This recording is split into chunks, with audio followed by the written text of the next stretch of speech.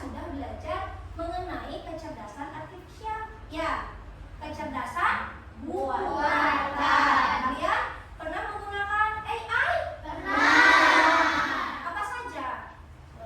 Spotify.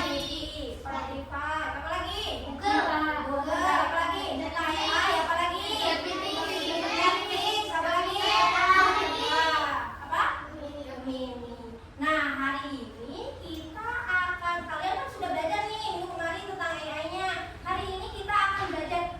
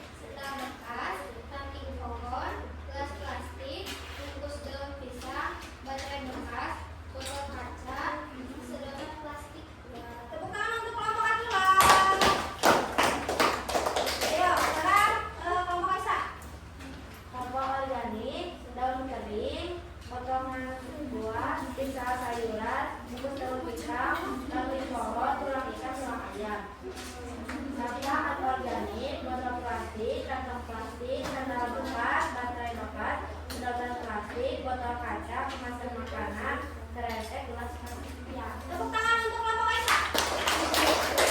Ada yang berbeda tidak jawabannya antara sampah organik dan anorganik? Ada. Apa yang berbeda? Yang berbedanya di mana? Bungkus daun pisang. Nah, kalian tadi sudah berdiskusi membedakan antara sampah organik dan anorganik. Sampah organik itu sampah apa? Sampah yang mudah terurai. Biasanya berasal dari makhluk hidup. Kalau sampah anorganik yang sulit terurai atau membutuhkan berjuta-juta tahun untuk sampah itu diuraikan. Ya, tapi ada yang berbeda. Kalau bungkus daun pisang itu sampah organik atau anorganik? Organik. Karena itu dari makhluk hidup. Ya, yang lain ada berbeda tidak? Ada apa yang berbeda? Yang mana? Ranting pohon, organik atau anorganik? Karena dari tumbuhan. Tapi bagaimana cara kerja AI? Kerja AI itu gimana sih? Apakah AI itu sama dengan manusia? Apakah AI itu punya perasaan? Apakah AI itu bisa melakukan pekerjaannya sendiri? Nah, kita buktikan dengan cara kalian mensimulasikan. Ya, coba dikeluarkan HP-nya, bawa